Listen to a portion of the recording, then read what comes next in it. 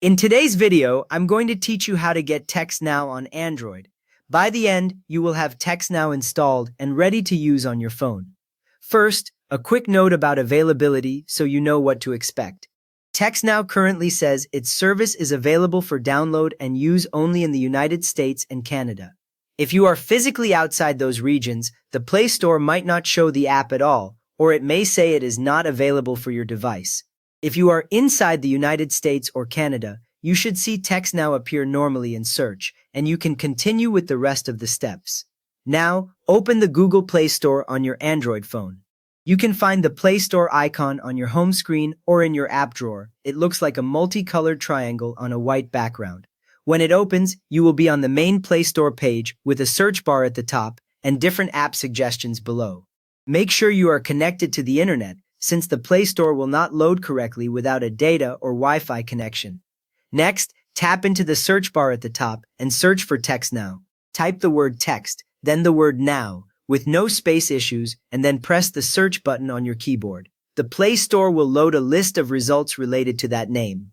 On most phones, you will also see quick suggestions appear below the search bar as you type, and TextNow will usually appear as one of the first options.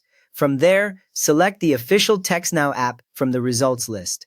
Look for the app with the name TextNow and the familiar purple and white speech bubble style icon. Under the app name, you should see the developer listed as TextNow Inc., which helps you confirm it is the real one.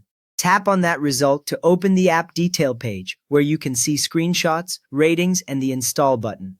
Once you are on the TextNow page, tap Install. The button will change to show a progress circle, and you will see a downloading indicator. The time this takes depends on your connection speed, but it is usually under a minute on a solid Wi-Fi network.